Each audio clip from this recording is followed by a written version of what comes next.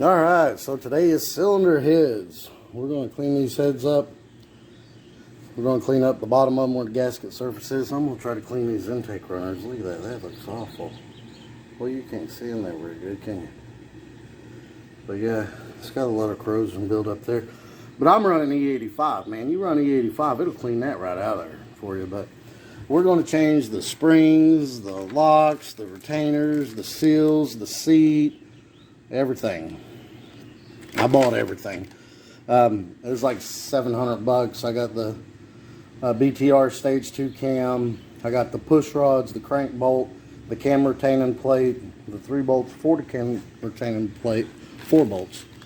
And then the seats, the retainers, the locks, and all the seals. So, and the springs. I don't know what springs they are, but they're for this cam. Well, there's part number in there. Anyway. Will it focus? Yeah, there you go. Anyway, that's the spring spec. So, what I'm going to do, well, this thing just don't like to focus, does it? Maybe I got something over the lens. But anyway, all I'm going to do is I'm going to take this hammer. I'm going to break these loose. Hit on the sides, the tops, a little, just try to break the retainer off the locks. And then we're going to use this little tool right here. There, I cleaned the camera lens some. That made a difference. Must have oil on it or something. But anyway, I'm just going to use this little tool right here. I done oiled the bolt up real good. I dipped it in oil. You know, make sure you do that. Now, they make a bunch of different tools for these. They make tools that you can do both of them at once. But if you got the center pole valve covers, those tools don't seem to work good. Now, Comp does make one that goes up and around and pushes down, but it's like $150. I paid $10 on eBay for this, and you could make it for probably even cheaper. But you just screw it in the hole there that your rocker arms would go into. Screw it all the way down. And once you got it all the way down, which I've already put it together, but you put it together like this, put this on there, put the washer and put the nut on there. You screw it all the way down, you tighten that up, and it pushes the spring down. And I'm hoping that it pushes the spring and the down and off the valve, and you got them locks in there. I got a little magnet here somewhere that helps you get those out, but if you beat these and break it loose from the retainer, it should pop right off. So I'm going to tighten this bolt. It's going to pivot that down, push down, and it should break those loose. And there we go. It pushed it down, it broke it loose. And then you got these retainers. For some reason, these ones are stuck. Maybe I need to go down a little further. Oop. So I'm knocking everything over. Alright, let's try that. Yeah, they're still stuck. Let's try the magnet. Well, that ain't working. Let's go get a screwdriver. Alright, I've never seen them stuck like that, honestly. Well, that one's not stuck. It's this one. Wow.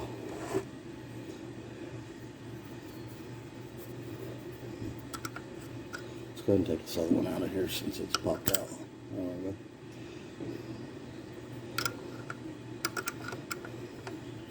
I've never seen one stuck like that. I'm going to tap on the other side of the screwdriver and see if I can't get that knocked out. There we go. I tapped on the screwdriver and it popped out. Now, we can loosen this, and it'll loosen the spring up.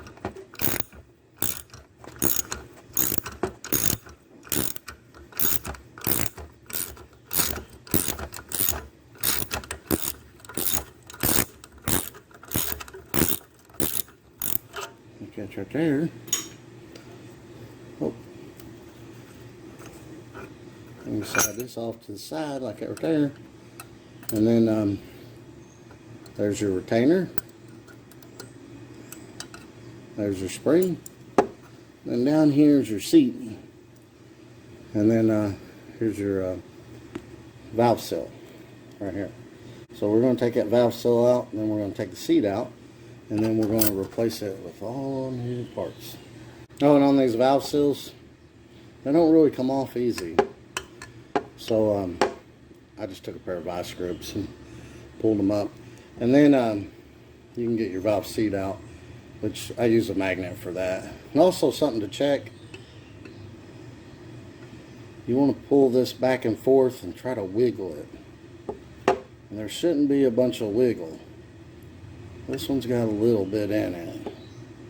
So,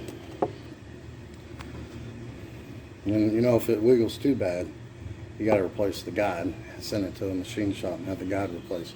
But yeah, and then what did I do with the magnet? Yeah, here it is. Okay. You can take this magnet right here, pull the seat out, just like that. So that's all done. And you just put it back the reverse order. Put the new seat in. Put the seal on. Put your spring on. Put the retainer on. Push it down. Put the locks in. And we'll go over that when we do that. But I'm going to go ahead and take all these out first. Alright, so moving right along here. Just a little bit of a couple of pointers. When you screw this in,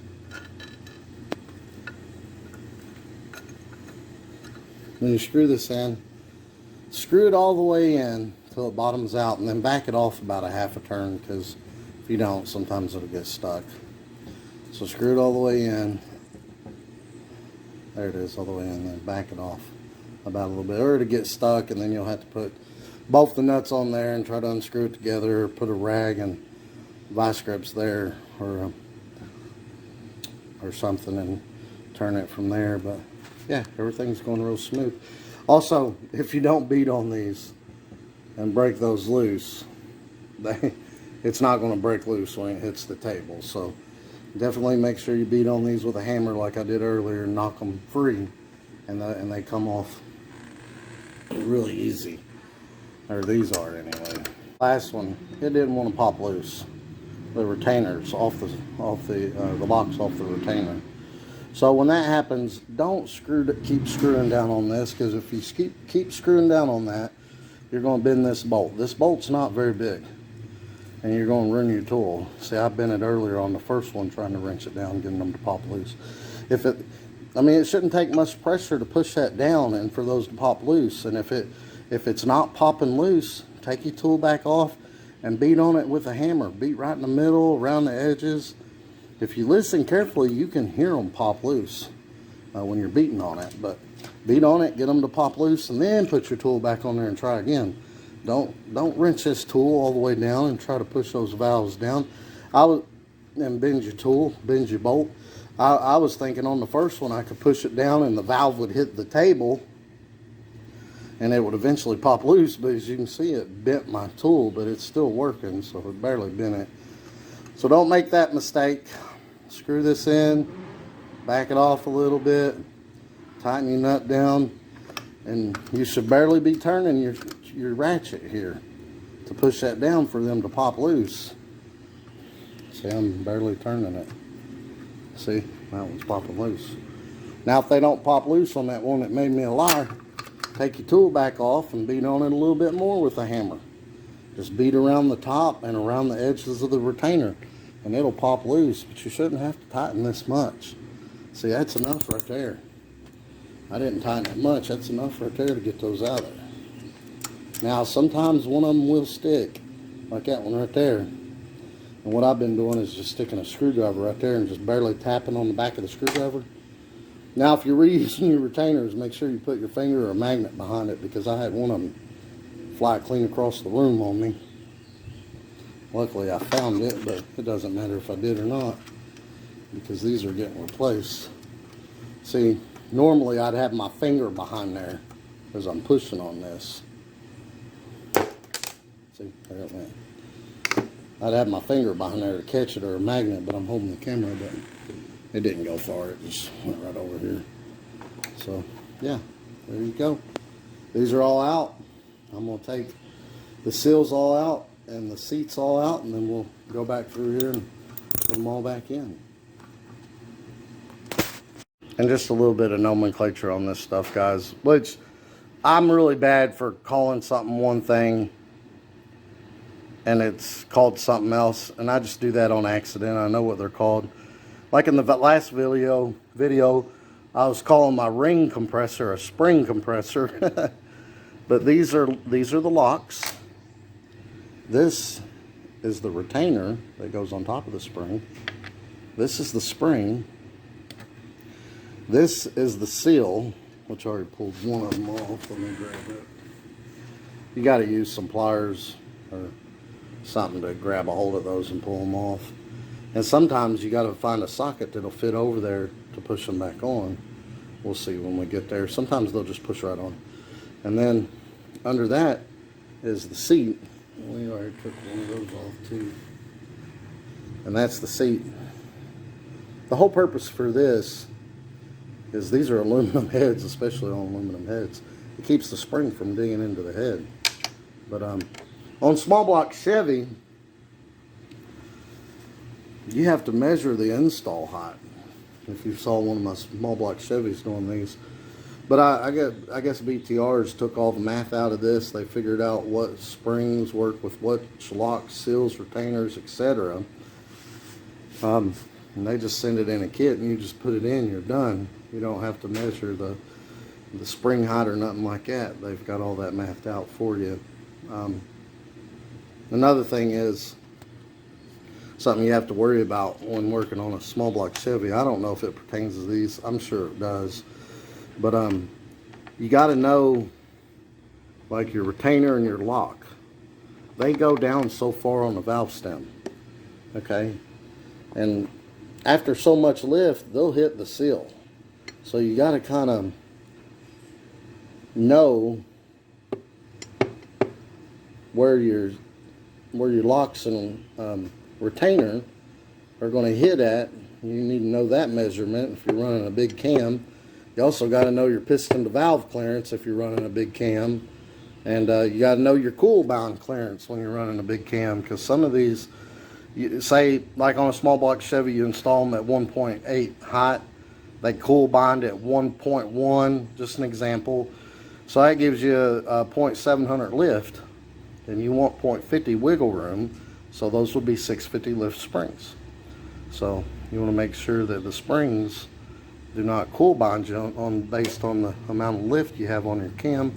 You want to make sure, based on the lift of your cam, that your locks and retainer doesn't hit your valve seal, and then you want to make sure that your valve doesn't hit the piston, and that's on big lift cams.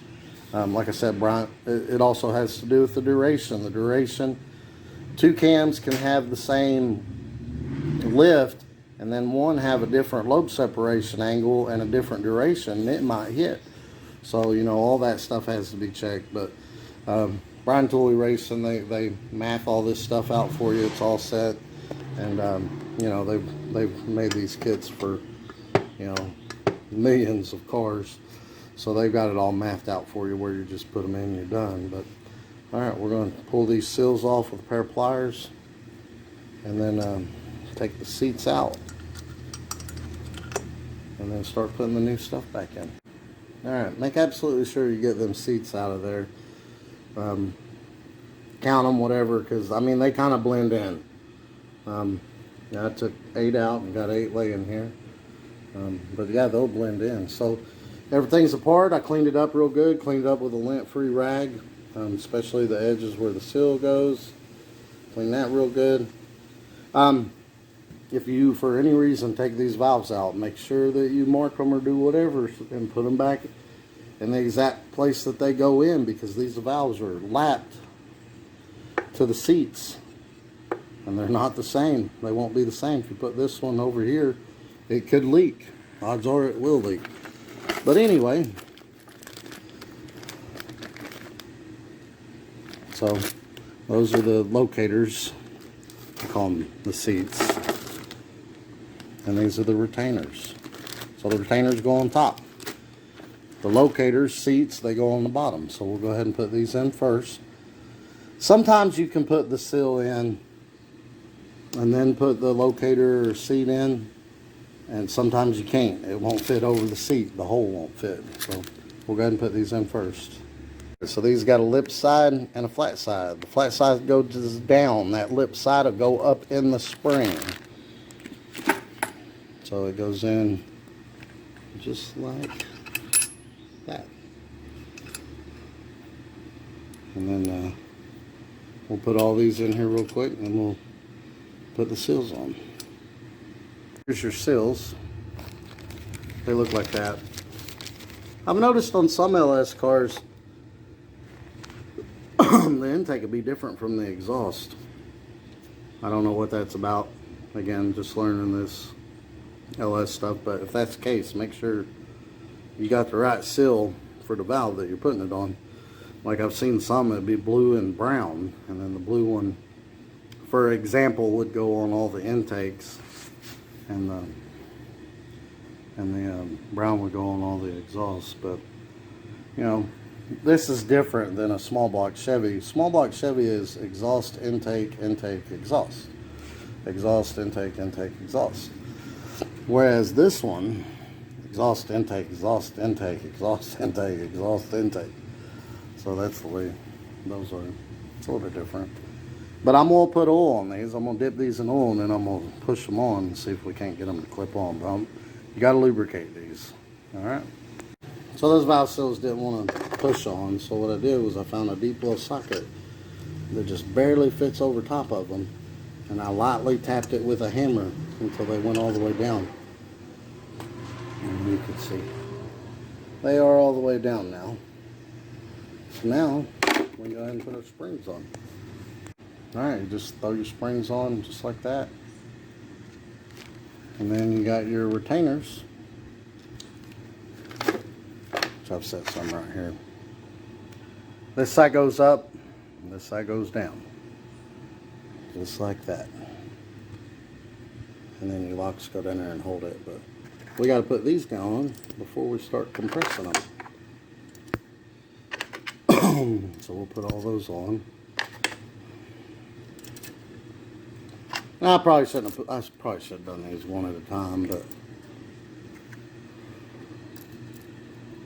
that just gives you more room to mess with stuff.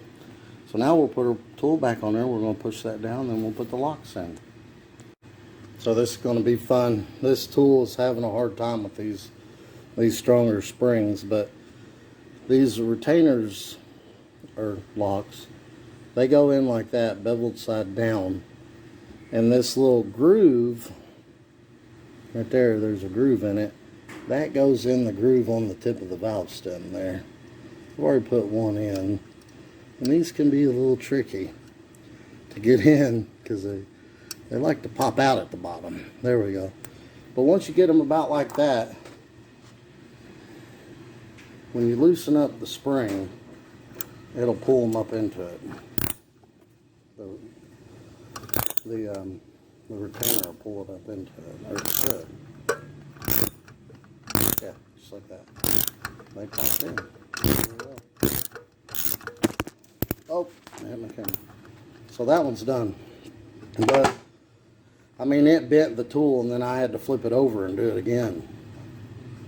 So, I don't know how this tool's going to do on that. This needs to be thicker metal. I mean, if you had two of them stacked on top of each other or something, I don't know. I might have a piece of metal just big enough that this will fit through that I can put that on. We'll see. I don't know. But we'll do the rest of them like that.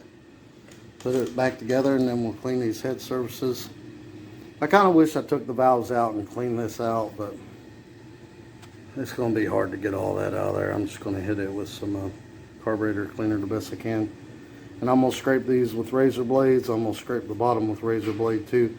So be real careful scraping aluminum with a razor blade because you can gouge it. And if you gouge it too bad, you're SOL. But anyway, let's hope our tool holds up, and let's put the rest of these in. Got a long way to go. Also, when you're tightening this up, kind of look down in there and try to line it up as you tighten it up. What I was doing is I'd go so far and then I'd tap it with a hammer on this side or that side or back here, whichever way it needed to go, and then I'd go down a little bit more, etc. But you want to try to get that lined up in the hole the best you can. When this tool goes down, it pushes the spring that way, so just keep that in mind also. Also, you might have to reach under the head and push the valve back up too, so you know, if it fell down in there from doing the valve stems and stuff like that, because you want that valve up as high as you can. Alright, our cheap little $8 eBay valve spring tool's struggling, but it's getting the job done. I tell you what, something that I did do was I stuffed a rag under each cylinder that I was working on. So I've got a rag stuck under there. See it? So that helps the valves, because the valves kept going down on me, and then I was compressing the spring more than I needed to. So that keeps the valve from going down on me. And it does bend the tool a little. But if it bends it too much, I just flip it over the other way, and it's moving right along. So yeah, 3 more to go. And then a whole head to go. Alright, that head's all cleaned up and ready to go. Cleaned up pretty good. Here's that one over there, if you can see it. That's how dirty it is. The other one was. But anyway, so how did I do this? What I did is I took the scraper and I was really careful, and I got all the big stuff off. Now, after I got that, I sprayed it down real good with carburetor cleaner, and then I hit it with this thing right here. I got this at Walmart. It's like a little spongy sanding pad. It's like 1,000 grit on one side and 1,500 grit on one side. So I just, you know, kept it nice and flat. Went over it and wiped it off. Hit it with carburetor cleaner again, wiped it off, etc. But all the springs are in this one. All the intake ports are clean where the gasket's going to go. And I'm not really worried about cleaning it. Clean. If I want to do that, I'd just take it to the machine shop and let them put it in their little porch cleaner machine-y thingy. Because I hate cleaning this stuff. I honestly do. I just want to get enough off of it that the head gasket's going to seal. And then we're just going to leave it grimy. People say, what you got in that thing? Junkyard 5.3, man. Yeah. Get it. All right. So we're going to go ahead and do the other head the exact same way, and then we'll put the heads on the motor. Alright, I'm going to go ahead and put these head studs in. These are just cheap eBay head studs. I heard people had good luck with them. So it looks like these go into water jackets. I'm looking from the old heads. So I'm going to put some of that PTFE sealer on these. Now, there's 3 different lengths. You got the long ones, and you got a few short ones. You got 4 short ones, and they go here and here. And then all the rest of them are the long ones. There's a little bit of short ones that go up here. But I'm going to PTFE those, and I'm going to go ahead and drop those in the hole. I guess you'd tighten them all the way up and then back them off just a hair. So that's what I'm going to do. That's what I saw online anyway. So I might have to look up the torque on those, but let's go ahead and put these on, and we'll spray a head gasket down with the that copper spray, and then we'll go ahead and put a head on anyway. Get at least one of them on there. That was something else I wanted to touch on. Remember when I was talking about locking retainer to valve seal clearance? So right here it says, warning, use the parts in this kit. So a buddy of mine one time, he used a cam, I think it was a little bit bigger than this one, and it's 6.0, and he didn't change the valve seals or the locks and retainers. I'm not sure what he didn't change, but if you mix and match the parts in these, your stock parts with the parts in these kits, you could have a lock retainer hit your valve seal, and when that happens, bad things happen. He bent all his push rods. Luckily it didn't wipe his cam out, so he was able to go back in there and fix it. But I forgot the lifters. So we got to do the lifters first. So the lifters go in the lifter trays, and then you put them down in there. And the reason for that is the lifter trays hold the lifter straight, because on a roller lifter, it's got to stay straight. It can't spin because it's got a roller on it, and it's got to go straight down in there. So the lifter trays keep those straight. Or on a small block Chevy, they got these dog bones things and a spider that holds the dog bones down, and the dog bones hold the lifter straight. They go down in the intake valley, but you know, LS completely different. So let's go ahead and put the lifters and the lifter trays in. Alright, so the lifter trays, they go in just like that. These little grooves go at the bottom. It just helps with draining oil. But I soak my lifters in oil for 24 hours before I put them in. And now you'll notice on here, there's like a box stand. See? Always replace your lifter trays, they say. You don't want a lifter to spin on you, and if your tray gets wore out, it's going to spin. See, now on the top of the lifter, you'll see there's these flat sides to it. Those flat sides, the top of the lifter, go up in there, and it holds it straight.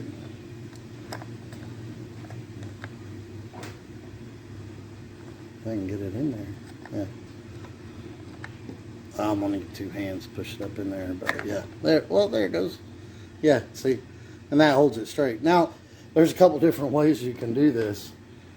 You can put the lifters in and then put the tray in, but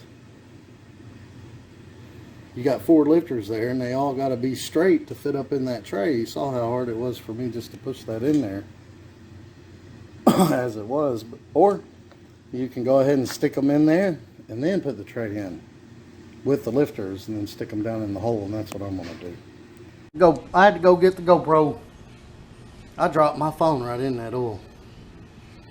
But anyway, hopefully I shut it off real quick, and I sprayed it down with a carburetor cleaner, and it peeled all the paint off of my case.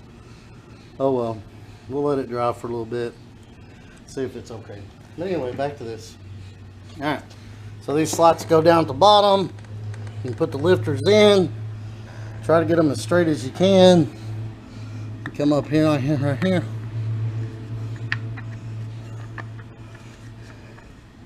I'm assuming it's a little work to get them to go in. Oh, there we go. There we go. Yeah. Whoop. All right. Let's make sure we're lined up straight and flush across through there, because you can put them, see, cut a corner. Don't want that. So make sure you put your bolt in there. It's nice and even on both sides. Straight. But we'll put all 4 of those in. Then we'll put our head studs on. Then we'll copper coat our gaskets. And then we'll put our head gasket on. That eBay kit I got for the gaskets, it's a really good gasket set. It's got LS9 head gaskets in it. The lifters, those are my old lifters, but I bought Texas Speed LS7 lifters, and they came with the lifter trays, which worked out pretty good because I needed lifters for the LT1 over here I'm building. So let's go ahead and put the rest of these lifter trays in and put the bolt in, torque it down. Just putting some PTFE, Permatex thread sealant on the threads, and dropping them down in the hole and screwing them in. They got an Allen on top. I'm gonna put them all in first, then I'm gonna screw them down. I'm gonna back them off a little bit, maybe a half a turn. Yeah, that's where we're at now.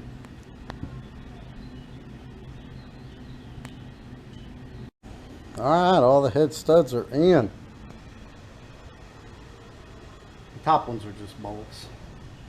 Now we're going to spray carburetor cleaner on a rag and wipe all this off, make sure we got a good clean surface, and then we'll spray that copper spray on our head gaskets, and put that side done. I got the passenger side head done. And then I still need to do the driver's side head, which, I mean, the heads are interchangeable, but I want to put them back where they went. But yeah, that's where we're at. And I had a change of heart on the copper spray. I was reading up and it says to put these in dry. So I guess there is no up and down because it says front. The gaskets are the exact same. On this side the front goes up, and on that side the front is down. But the main difference from the front to the back is these two holes right here and this hole.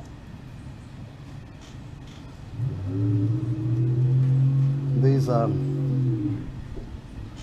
guess you see under there, there's holes and grooves on this side, whereas this side there's just grooves and there's no holes.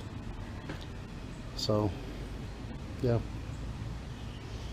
but yeah, we'll go ahead and I cleaned the surfaces up, sprayed a rag on, a lint free. Use a lint free rag. These right here, if you buy them from the parts store and you don't wash them first, they get lint everywhere. So I've been using those. Those don't have lint on them. But yeah, clean the surfaces up real good. Put the head gasket on. Now I'll put the head studs on with sealer.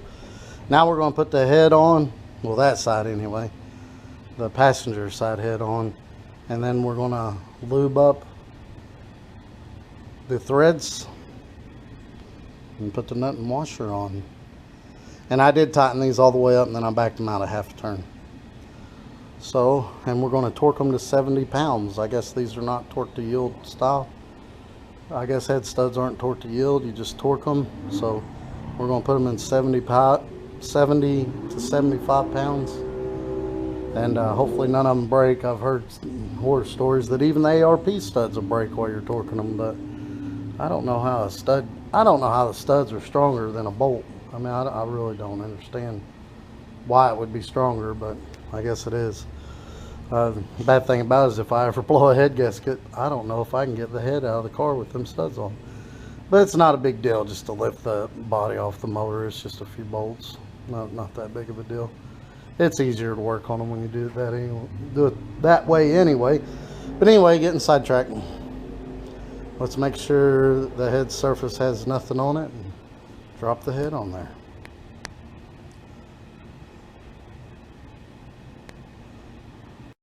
Before you put these heads on, make sure your dowels are either in the head or in the block. You gotta have those. That's what lines everything up. Mine are still in the head on this one, so we're going to go ahead and drop it in. I put all the head studs in and started the nut. I tightened all these. I'm gonna tighten these last. But anyway, these have a washer. Now you got to watch the washers on some of these, because sometimes the bolt I have underneath of it I have a bevel, and the washer I have a bevel. Those have to go together. Now all these are flat, so it don't matter which way they go in, but I do know that you want to make sure that you put the washer in dry against the head and dry against the head, because you don't want the washer to spin while you're trying to torque these. It'll throw your reading off. So you kind of want to put the washer on. Then I use this fastener lubricant, and then I put the nut on. That way it's dry against the head. It can be wet here between the bolt and the washer. That can spin. But it needs to be dry against the head so the washer don't spin. You don't want the washer to spin. But I got all those in. Now I'm going to hit it with a torque wrench. I'm going to go 35. I'm going to do the torque sequence, and the torque sequence 1, 2, 3, 4, 5, 6, 7, 8, 9, 10, and then these go last, but always go inside to out. I mean, you could actually go 1, 2, 3, 4, 5, 6, 8, 9, 10, but yeah, inside to out. So I'm gonna make a pass at 35 pounds, and then 55 pounds, and then 70 or 75, I think I'm gonna go 70. All right, it's a long block again. Now we're gonna put this little valley tray thing, whatever it is, in there. Make sure that you didn't leave anything down in there. I've got a bad habit of setting tools down in there. So make sure there ain't no tools or nothing down in there. Make sure your surfaces are cleaned up real good. And the first thing to do is change these knock sensor seals. I guess you just pop those out and pop the other ones back in, but we'll give it a go. These are not easy to get out. I took a big socket that fits right down in there, taking a hammer and hitting it. I got this one out. Now to get that one out. And the old ones went in this way. That dish part was up, so that's the way I'm putting them back. I'm just putting them in there and hitting them with a hammer until they seat. This gasket only lines up one way, so make sure you got it lined up correctly. Alright, let's drop it in, tighten her down. Valley tray's in, and you just take the knock sensor and thread it in there, and then it goes down in that seal. That way, you know, water and stuff ain't able to get down in there. Seals it up. We'll just tighten that up. I broke this knock sensor. I don't know if that little piece being knocked off there will hurt it. I'm not going to take a chance. I went to the parts store though, and they wanted 80 bucks for that thing. I was like, no, I'll order it offline. But yeah, we'll put that one knock sensor in anyway. And that's pretty much going to do it. Now I'll put that coolant crossover back in too. I don't think they sent me gaskets for that. But yeah, we'll put the coolant crossover in. Just O-ring gasket. I thought there was just O-ring gaskets down in there, but it's all one piece. I thought that was part of the head, so I pried those off, and I found these in my rebuild kit. So make sure this goes over the hole where the water goes, and the hole without the rubber is where the bolt goes. So we're going to put those on with the coolant crossover. This is the part where the water goes. It goes up in that hole. So the rubber seal, we go like that. It fits tight on there. And then the bolt goes in there. So I'm going to go ahead and put all those on. Make sure you clean these surfaces up, of course. I'm going to go ahead and put all those on and throw it on. Now the water line goes to the front. That goes to the throttle body, and then it comes out of the throttle body and goes to the radiator. But most people buy that past the throttle body and go straight to the radiator. It keeps hot water out of the throttle body and cools your intake air a little bit more. So there it is. I'm gonna call it quits right there. I'm not gonna put the push rods and rocker arms and stuff in it yet, because I'm gonna get the air compressor going. I'm gonna spray air down in there, make sure that cleans all that out. Plus, that keeps the valves closed, so if something does get down in there, it won't get down inside the motor. I mean, they can still get through the spark plug hole, but had to be something small to go through there. So I want to keep those open until I get an intake, and then once I get the intake, then I'll blow air down in those, clean them all out, and then we'll put the intake on, and then we'll put the rockers, push rods, rocker arms, and torque those down. And come to find out, I'm gonna have to get a Camaro GTO, Corvette, whatever, balancer, water pump, and accessories bracket. So that's money that I didn't think I was going to have to spend. And then I'm going to have to order a bung for the oil pan, because we're going to drill an oil pan.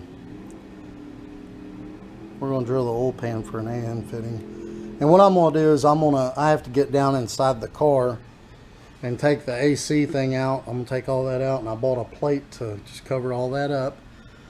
And then I'm going to put I bought the Holley LT1, LT4 to LS motor mounts, so I'll bolt those up. And then I'll bolt the motor mounts up here, and then I'm going to stick the pan up here, and I'm going to mark it.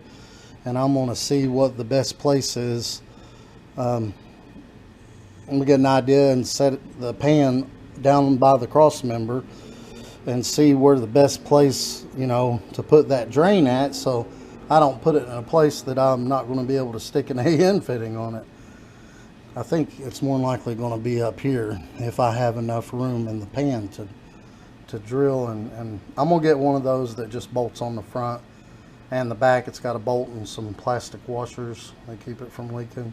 I'm just going to get one of those. I don't know how to weld aluminum. But yeah, there it is, guys. Let's order some more parts. We'll get this thing finished.